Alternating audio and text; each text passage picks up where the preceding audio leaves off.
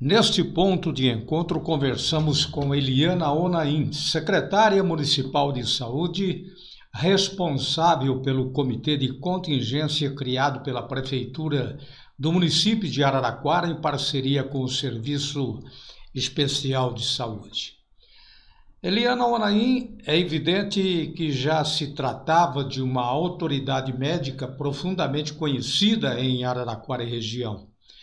No entanto, com a pandemia, ela deu um sobressalto na sua visibilidade, tornando-se, com essa situação, a pessoa da área da saúde que mais tem aparecido na mídia, principalmente nas redes sociais, por força deste trabalho de anunciar boletins, conceder entrevistas. E nas manhãs de Araraquara, nos fins de tarde da nossa cidade, nós já nos habituamos com a sua imagem. É evidente que com essa visibilidade toda, num momento muito difícil, isso é muito bom. Apesar de que poucos são os que gostariam de ficar famosos, mas não no momento assim de tamanha tristeza. Mas é a força do trabalho que ela realiza, pela organização, pelas estratégias, pela implantação dos hospitais de campanha, tudo, enfim, que está afeto ao conselho e à pandemia que ora vivemos. Eliana Onaim, muito boa tarde, uma alegria muito grande falar contigo, uma satisfação enorme tê-la neste nosso ponto de encontro para alguns esclarecimentos sobre o que vem ocorrendo com a pandemia em Araraquara. Muito obrigado mais uma vez. Boa tarde, Ivan, boa tarde a todos. Eu que agradeço o espaço, né? É sempre muito importante a gente estar fazendo esse diálogo com a população, né? Você disse aí da presença que a gente faz nesse momento nas mídias, né? Mas ela é totalmente necessária, né? Por conta do momento. A gente tem que se fazer presente, né? E passar a tranquilidade, né, para a população, né? Que nós, né, estamos à frente desse comando, dessa situação tão difícil para todos nós, né? Então, nós temos que ser presente cada vez mais para poder passar essa tranquilidade, passar os dados. Então, isso é extremamente importante, né? Que a população saiba diariamente o que está ocorrendo com o município de Araraquara. E você já se habituou a isso, Eliana? Um novo estilo de vida após 66 dias de atividades, de muita correria.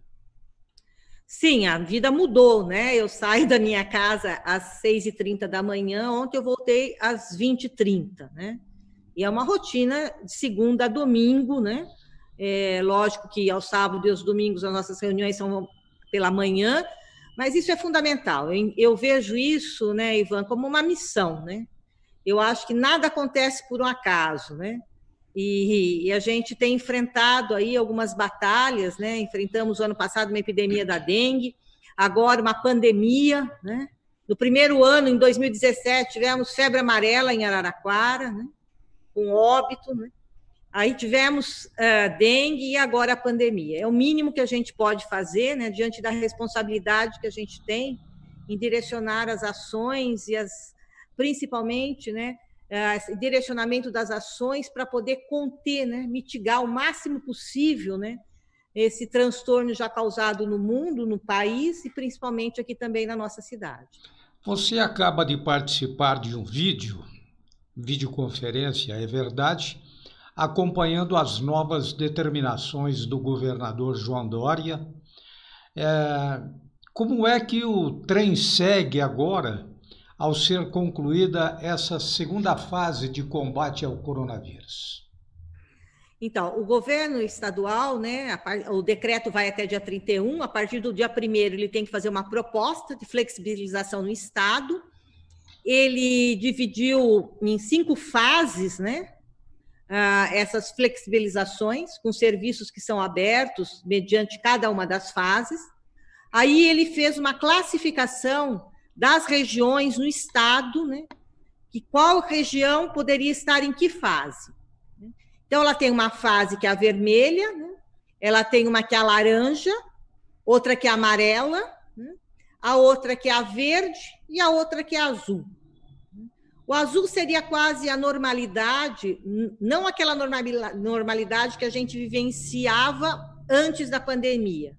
Porque enquanto não tivermos uma vacina ou um medicamento específico para o coronavírus, aquela normalidade nós não vamos poder retornar. Essa é a realidade, né? E, para nossa grande alegria, né, para estarmos em uma dessas fases, nós temos que ter alguns indicadores, né? Os indicadores são a capacidade que a gente tem de leitos, né, hospitalares para enfrentamento. Segundo dado, a capacidade que a gente tem, né, em relação à ocupação dos leitos de UTI, e, com isso, também o controle da pandemia como um todo no município, em cima das ações, né? E aí a gente percebe que a grande maioria do estado, as regiões são regiões de saúde. Então, quem está na nossa região? São os 24 municípios que compõem o DRS-3, né, o Departamento Regional de Saúde aqui de Araraquara. E nós fomos contemplados, né, como amarelo, na terceira fase já.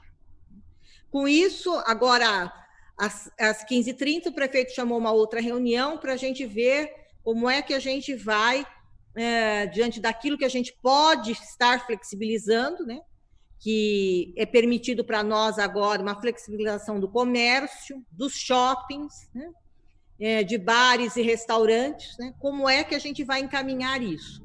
Sempre lembrando que o governador disse, né, ele vai ser, dentro de uma semana, vai ser avaliado e pode uma região regredir, né, para uma fase. E depois de 15 dias, também ela pode progredir. Então, para regredir, é uma semana. Esses indicadores, né, são avaliados, e para progredir, né, mais uma avaliação de 15 dias. E o Estado ele vai determinando, orientando, né, como está fazendo isso. Eu acho que foi uma belíssima construção, né, que ele fez, né? Algumas regiões que estão no amarelo, né, Bauru, Presidente Prudente, né, e Araraquara. E a gente tem outras regiões, como a região própria de Ribeirão Preto, São José do Rio Preto, Araçatuba. Esse pessoal ainda está na laranja, né? Então, são regiões que têm uma capacidade hospitalar muito grande, né? Mas, assim mesmo, por conta da taxa de ocupação e por conta das medidas, né, elas não conseguiram avançar. A gente tem um baixo índice de óbito, eu acho que nada justifica um óbito, né? Nada justifica. Mas a gente tem uma incidência baixa de óbitos, nós tivemos até agora 4 óbitos, né? A gente percebe, por exemplo, Sorocaba, né, com 600 casos confirmados, mas 40 óbitos. E outros municípios também com esse percentual, né? Isso se dá muito, né? A gente tem que aqui, a grande diferença, Ivan, foi a testagem, né? A testagem. Exatamente. Nós hoje testamos síndrome gripal. Com isso, a gente consegue, né, acompanhar essas pessoas e evitar as complicações. Então, nosso índice de internação é muito baixo, nós não temos 10% de internações, né? Nós temos aí 2% de utilização de leitos de UTI, isso entre o público e o privado. Então, com isso, por quê? Porque a gente faz o diagnóstico mais precoce. E com isso você começa a entrar com os medicamentos, apesar de não ter medicamentos específicos, né? Mas os medicamentos que podem evitar uma complicação, que a primeira complicação é uma pneumonia bacteriana. Então, eu acho que isso a gente saiu muito na frente, né? Eu me lembro que uma semana após, a gente já fez o contato com a Unesp, já viabilizou esses exames para não ficarmos dependentes do Adolfo Lutz, né? Eu acho que esse foi o grande diferencial de Araraquara. Eliana, quando a gente diz de faixas coloridas, e o posicionamento das cidades dentro destas faixas, eu entendo que torna-se um pouco difícil para dimensionarmos que nível estaríamos se dessemos uma pontuação de 0 a 10. O que você acha de Araraquara hoje, a exemplo de Presidente Prudente, que também está posicionada na mesma faixa amarela de Araraquara? Quanto é que você daria hoje em termos de nota e que o governador também poderia dar em termos desta pontuação? A que ponto estamos, evidentemente, no momento? Nós estaríamos, assim, fazendo uma... Eu acho que a gente estaria de 0 a 10 em 6,5, tá? Em 6,5. Tá? E acho que 6,5, entre os municípios que compõem o DRS, dos 24, nós seríamos a nota mais alta. Né? Nós seríamos a nota mais alta por conta das ações efetivadas. A gente tem muita ação realizada, né? Por exemplo, essa visita aos idosos, visitas não, consultas domiciliares aos idosos, né? Aos idosos que eu digo a partir de 65 anos, né? Né? Mas são considerados os idosos, evitando que eles saiam das suas casas para procurar serviços de saúde, que são as áreas mais de risco para a contaminação. Quando a gente faz o bloqueio, vai na casa das pessoas, né? E diz para ela, orienta a quarentena na família, né? Então, todas essas ações, quando a gente visita os asilos, os públicos e os filantrópicos, um médico, quando a gente faz visita médica também aos moradores, né, de rua, quando a gente faz todo esse trabalho, né, você tem. Então, por isso que eu daria para Araraquara, né, na nossa região, um 6,5, e para os demais municípios, em torno de um 5,5. Presidente Prudente também, eu acho que ele fica numa faixa de também, ele não tem assim grandes ações, né? Ele tem a probabilidade da estrutura dele, mas comparando ele com o número de óbitos também, né? Ele estaria também no 5,5, máximo 6, né? Porque essa é uma situação que a gente vê pelas atividades, e a gente conversa com esses 16 prefeitos, que foram das 16 regiões, aquele comitê municipalista, né? A gente faz aqui as vídeos e eles colocam as ações que eles estão fazendo, né? Então, é uma ação complicada para cada um desenvolver. Precisa ter uma estrutura muito boa e uma disponibilidade de organização muito boa. Bem, você está fazendo a sua parte. As autoridades da saúde, fazem a sua parte. Mas a população, quando a gente olha o mapeamento, o isolamento social, isso causa um certo temor. E Araraquara não conseguiu quase que em nenhum momento ultrapassar 50%, se não me falha a memória, em uma única oportunidade que nós chegamos a 54%, 53%, uma coisa assim, lá no começo ainda. Realmente há uma teimosia, há uma certa... um certo preconceito, a vontade de não ficar em casa. Como é que você avalia essas saídas que dão?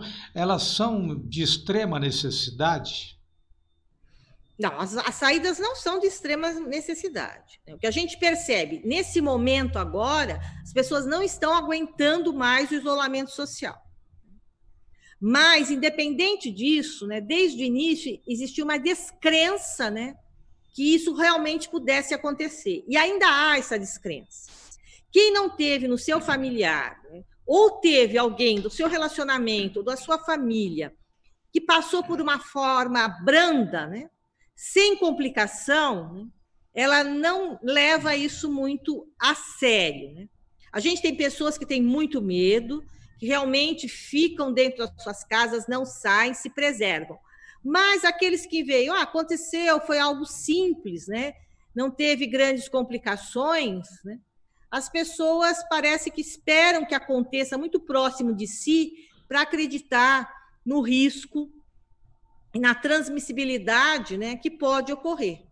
Só para a gente levar em consideração isso, Ivan, você viu, todo mundo acompanhou o que aconteceu aí num determinado estabelecimento comercial. a capacidade que tem de se propagar, quantas pessoas desse estabelecimento foram contaminadas, né? Então, isso mostra a capacidade que o vírus tem de contaminar as pessoas dentro de um espaço, né, pré-determinado.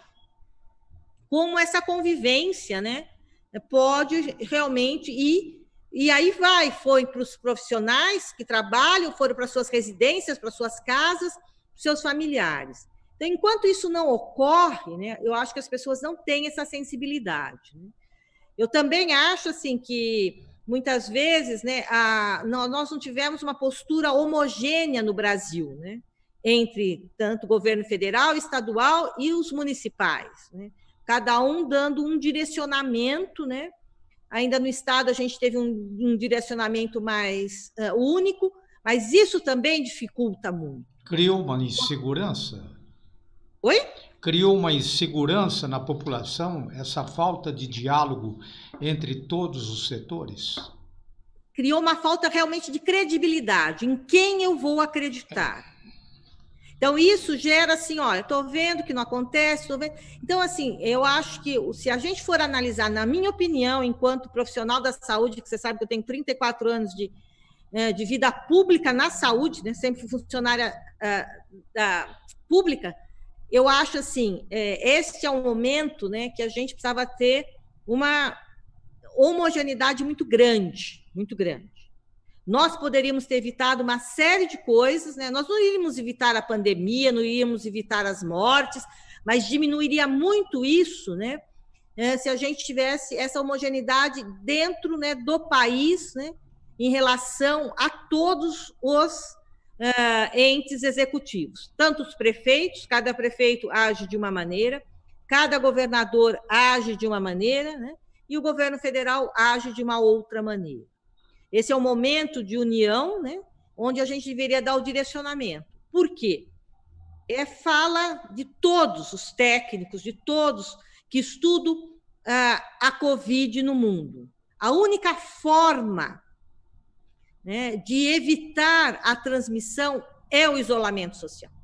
Não tem outra forma. Então, acho que nesse momento faltou uma coesão no país como um todo. E isso acaba dando também essa, como você disse, essa desconfiança da população do que realmente é verdade ou não é verdade, né? Então, isso realmente dificultou muito aqui em Araraquara e dificulta até hoje.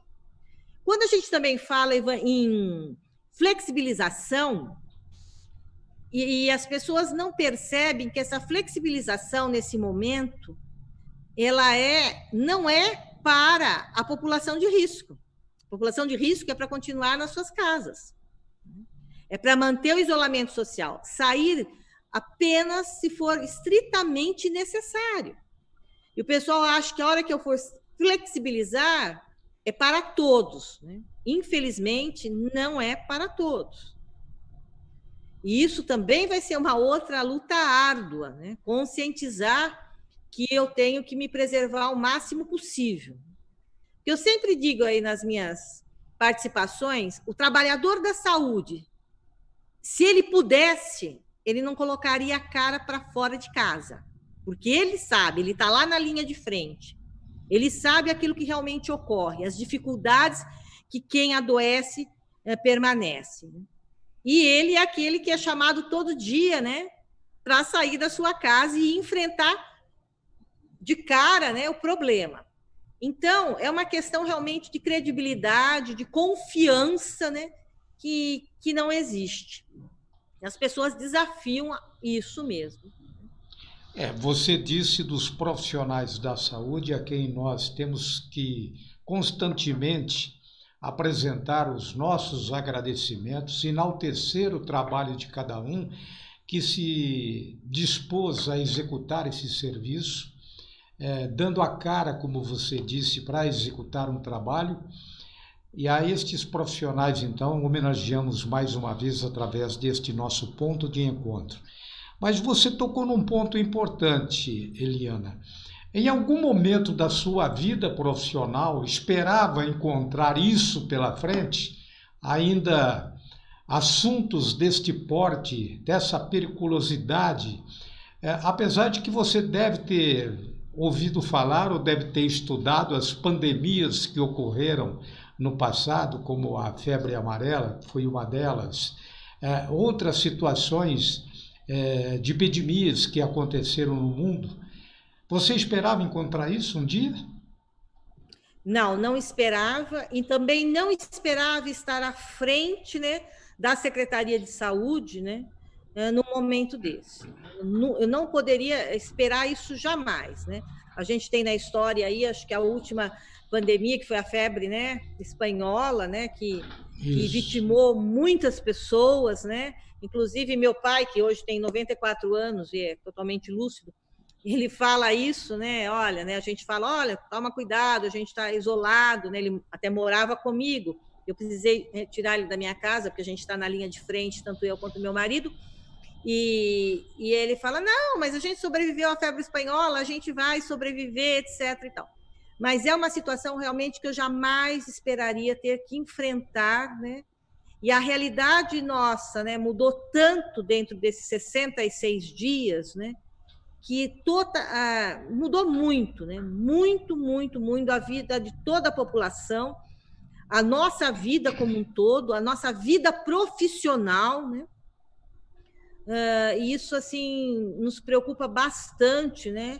O que está ainda por vir, né? Porque não há uma previsão de uma volta à normalidade tão cedo, né? Para todos. Né? Qual sua previsão? A normalidade do que éramos, né? A hora que tivermos uma vacina que tenha uma efetividade, né? Acima de 95%. Não é fácil uma vacina ter uma efetividade de 95%. Significa isso, tá? Que de 100 pessoas que vão ser vacinadas, 95 delas vão ficar totalmente imunes. Então, nós temos vacinas que têm 70% só. Então, para voltar à normalidade. Né? Agora, nós vamos voltar às nossas atividades, eu acho que até agosto, no máximo, né? A gente volta às nossas normalidades, mas sempre levando em consideração o uso de máscara vai ser um companheiro, nossa companheira, muito grande, por muito tempo. Por muito tempo. As medidas de higiene, por muito tempo. E o distanciamento nas atividades, ele também vai se manter por muito tempo. Então, assim, na medida que a gente pode ver, eu acredito, né, que a gente vai começar a diminuir essa tensão em relação a leitos exclusivos para a Covid, essa manutenção dessa grande estrutura de agosto para setembro. Mas vamos conviver com a Covid por muito tempo ainda. As crianças nas escolas tornam-se um problema que a gente não tem perspectiva de quando elas poderão voltar. Pelo menos é o que eu sinto. Mas você, com sua experiência, acredita que as aulas presenciais elas poderão ser retomadas a partir de quando?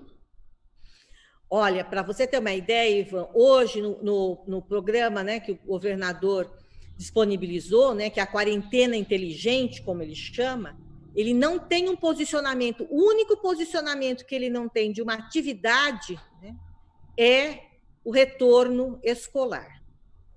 O que deveria acontecer? Ele deveria ser inverso, ele deveria começar pelas universidades, vindo para o ensino médio, para o fundamental e depois para o infantil. Ele não tem uma programação de como isso pode ocorrer. Ele tem uma pressa muito grande, uma necessidade, inclusive, de dar alguma resposta sobre essa flexibilização, mas eles não conseguiram encontrar ainda uma alternativa, né, para o retorno escolar. Ele também não vai poder se dar dos moldes como voltar nos moldes que ele acontecia. É uma outra grande preocupação, que aí eu coloco aqui, que é em relação ao ensino infantil. Porque para você ter a retomada das atividades econômicas, comerciais, né, muitas mães e pais necessitam dessa escola infantil para poder retornar ao trabalho. Como isso se dará? Então, ele pediu que a gente aguardasse, né, isso para a gente, depois eles estão fazendo, junto com o secretário estadual da Educação, um estudo muito aprofundado com propostas a serem seguidas. Eu acredito, né, a mínima possibilidade de qualquer retorno, né, até o final de julho, né, acho que isso não existe, né, por conta dessa situação, por conta do Estado estar em as regiões em várias fases, né, como é que ele autoriza o retorno, né, das aulas, né, nas escolas estaduais em regiões que estão vermelhas, que é total isolamento só com serviços essenciais, que é, por exemplo, a região metropolitana, a Baixada Santista, aquela situação. Aquele está nessa situação. Então, é muito difícil esse retorno escolar. Se a gente caminhar muito bem, todo mundo caminhar, podemos pensar nesse retorno, né, para o início de agosto, mas podendo ter que regredir por conta dessa dificuldade, esse distanciamento, né, que é muito complicado dentro de uma sala de aula. Bem, Eliana, aqui em Araraquara as estratégias elas foram feitas, desenvolvidas, todas de forma antecipada, ou na medida em que os problemas foram surgindo, alterava-se o caminho em busca de melhores soluções?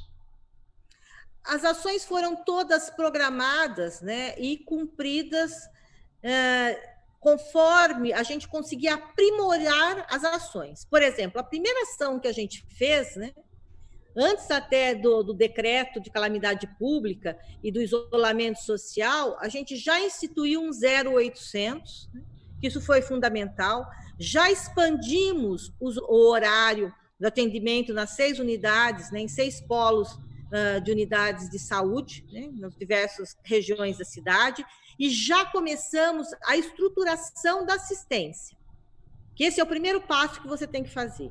Concomitante, né, começamos o quê? Né? Ampliar a testagem.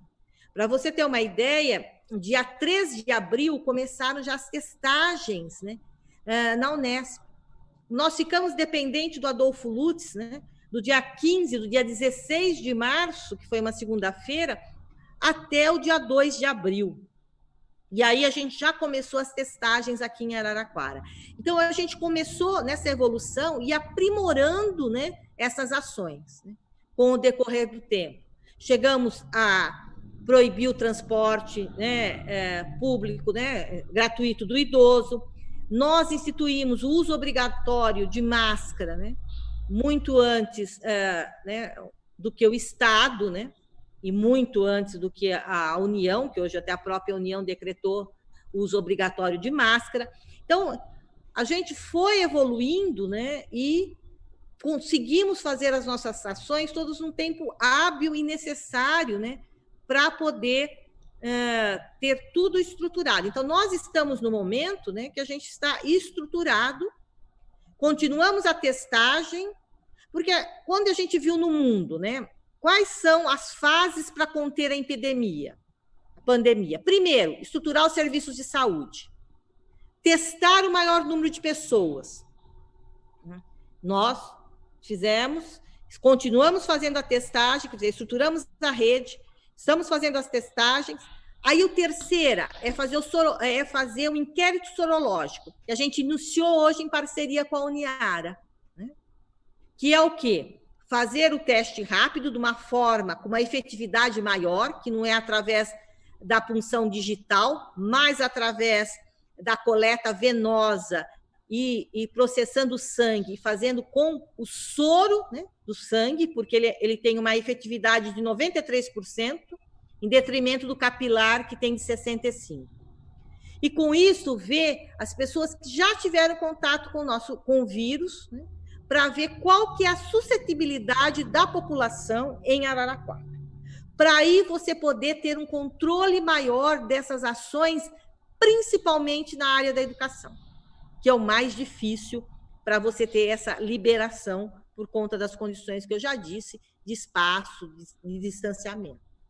Então, nós estamos já na terceira fase aqui em Araraquara, né? Mantendo a segunda, que é a testagem fundamental para quem tem sinais e sintomas, e a terceira, em relação a ter essa dinâmica, né?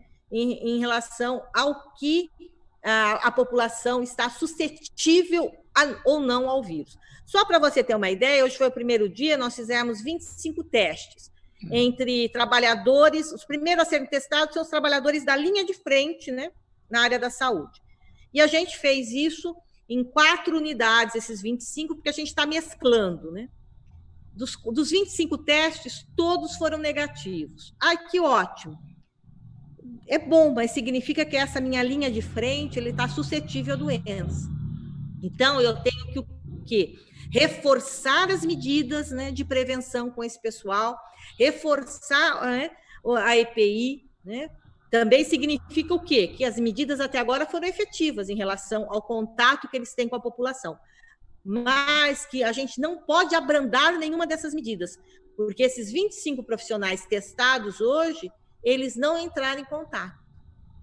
Eles não tiveram, porque às vezes algumas pessoas podem desenvolver, né? Todo mundo tem ouvido pela mídia, né? Que é o que mais se fala, sem ter sinais e sintomas, ou passar desapercebido até por uma gripe, uma coriza, e a pessoa não procurar fazer a testagem. Então, nós precisamos com isso, a gente sabe a que tipo de medidas mais severas a gente tem que fazer e cobrar da população como um todo e dos profissionais. Então, nós começamos pelos profissionais da saúde, vamos para os profissionais da segurança pública, porque esse pessoal não teve quarentena em hipótese nenhuma, né? Porque esse pessoal ficou nativa, a não ser quando alguém adoeceu, né?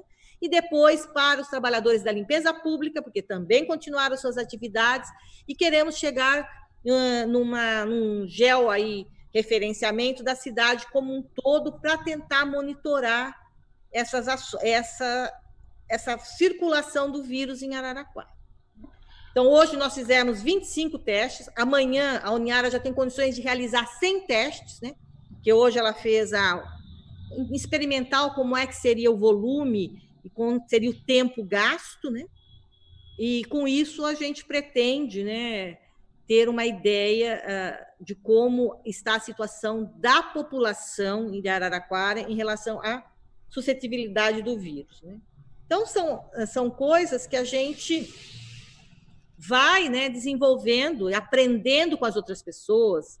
A gente tem humildade de perguntar, né? Eu falo sempre, gente, vamos lá perguntar para os universitários. E é verdade, a gente trabalha em parceria com as universidades.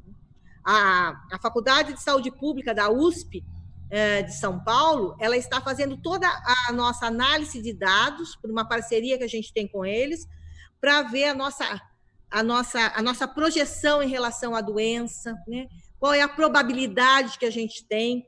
Então, a gente vai pedindo ajuda para poder nos orientar. Olha, então, qual medida seria mais efetiva, né? Porque todo mundo está lidando com o desconhecido, né?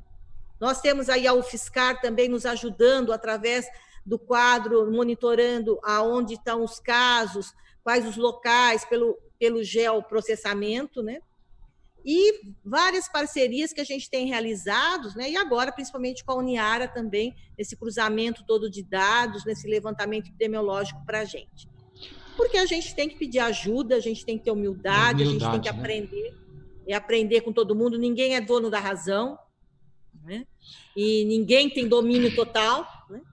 E a gente tem essa humildade, a gente vai perguntando, a gente vai estudando, para ver qual é o melhor caminho para conduzir Araraquara. Nós estamos falando aqui com Eliana Onaim, secretária municipal de saúde em Araraquara, uma das especialistas do assunto, que chefia o grupo de contingência criado pela prefeitura. E quem apanhou essa entrevista pela metade, chegou agora em casa, nós informamos que disponibilizamos todo esse material em todas as nossas ferramentas sociais. Então, as pessoas poderão buscar estas informações em todas as ferramentas. Um hospital de campanha e um outro espaço utilizado na Igreja dos Mórmons aqui em Araraquara para acolhimento de pacientes que apresentam apenas os sintomas gripais.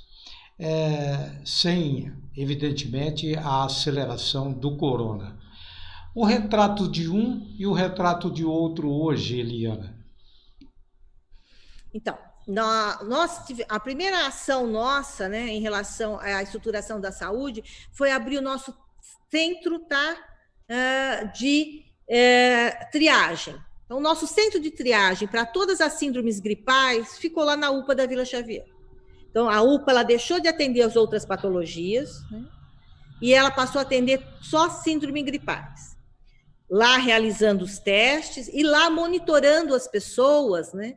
E por isso nós também fizemos uma parceria, né, com a igreja ali, Jesus Cristo, os últimos santos dos últimos dias, que nos cedeu um espaço fenomenal, né? E ali nós estruturamos leitos de enfermaria para aquelas pessoas, né, que não estão muito bem e precisam ficar ali em observação até a vinda do resultado do exame, né? Então, essa pessoa, tendo o resultado, né, e ali também, dentro da própria UPA, nós temos uma estrutura de 5 leitos, né, de UTI para entubar pacientes se precisar, para depois até aguardar para ser transferido para algum outro espaço, ou, na pior das hipóteses, né, se nós não tivéssemos nenhuma outra retaguarda, poderiam ser mantidos ali também nesses 5 leitos da UPA da Vila Xavier. Em seguida veio o hospital de campanha, né, com 31 leitos de enfermaria, né, mais 20 leitos com suporte, né, ventilatório, quer dizer, seriam considerados leitos de UTI. E aí, o que nós temos feito, que eu acho que isso é extremamente importante, né? Aquele que positivou e que ele é um grupo de risco, seja um idoso, seja um hipertenso, um diabético, que tenha qualquer outra comorbidade, ele vai ficar internado conosco, porque ele vai ser monitorado diariamente pela equipe médica, com raio-x, com exames laboratoriais, porque a gente percebeu, né, não nós, mas o mundo, que quando uma pessoa ela agrava muito rapidamente. E quando ela volta ao serviço de saúde, ela praticamente já tem que ser entubada. Ela já precisa de um auxílio, né, mecânico para fazer a sua respiração. E quando a gente monitora esses casos, né, a gente consegue, né, por conta de medir a oxigenação, né, fazer os exames, a gente consegue perceber que ela começa a complicar. E com isso evita a progressão muito grande da doença, porque você consegue intervir. Então, hoje, a estrutura do centro de triagem, ele recebe todos os pacientes que têm qualquer risco permanecem lá até o resultado do exame, confirmado, né? Se ele não for tão grave, que ele não precisa de uma estrutura hospitalar naquele momento, mas ele precisa ser monitorado, ele vai para o hospital de campanha. E com isso a gente tem mantido em média 3 a 4 pacientes lá no hospital de campanha. Inclusive, a gente tem um idoso de 90 anos, que não teve alta hoje, mas deve ter alta amanhã, que a gente conseguiu, né, não colocá-lo num hospital também, porque o hospital de campanha, ele só tem lá coronavírus, não está propício a outros, né, processos infecciosos, né, e conseguimos retirar ele do quadro com total sucesso, né, sem complicação, que é uma faixa etária extremamente preocupante. Então, isso a gente consegue intervir, né?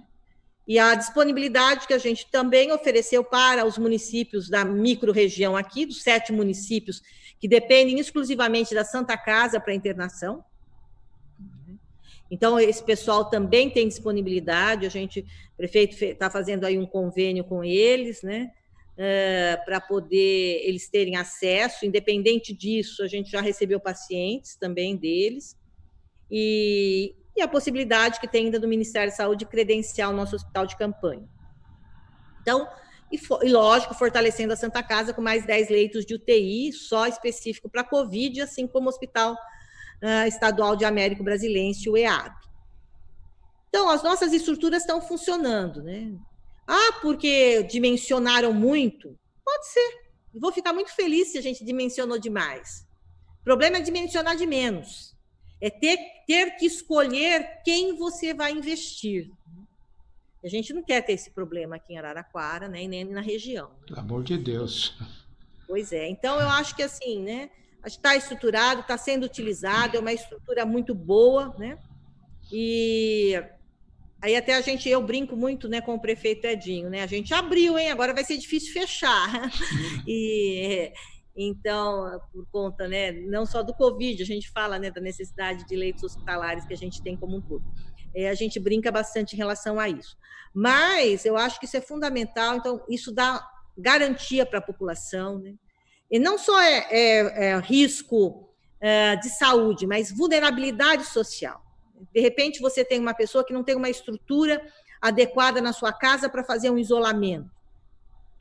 Ou mesmo, a gente tem também os moradores, né, de rua, são poucos, mas a gente tem, né?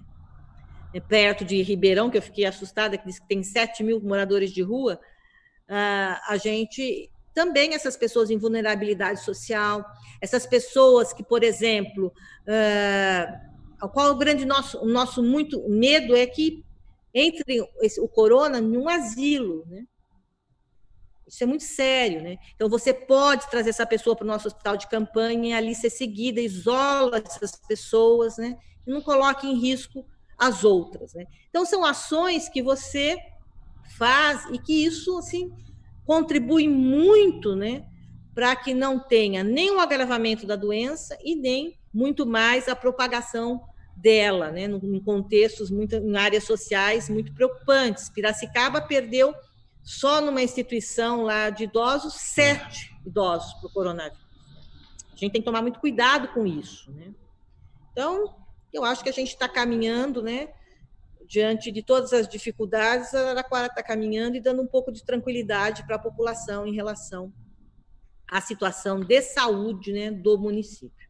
Helena, mais 2 perguntas e a gente encerra esse bate-papo, que já passou dos 30 minutos, né? 35 minutos.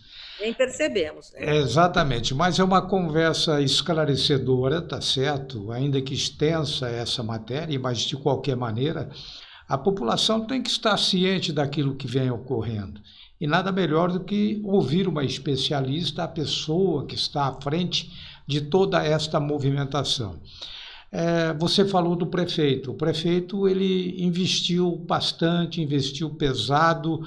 Investimentos realizados neste período, eles estão seguindo uma perspectiva otimista com relação ao coronavírus. Gastou-se muito, há muito ainda por se fazer. Eu sei até mesmo que há uma empresa que vai doar 30 aparelhos ao município, e também o fabricante da Gel, agora me esqueci, mas esse fabricante ele também vai disponibilizar, e nos disse isso no último sábado, 5 respiradores para Santa Casa e 5 respiradores para Araraquara, além dos outros 30 que através da Rampcare também Araraquara poderá ser agraciada com isso. Você já assinou também um termo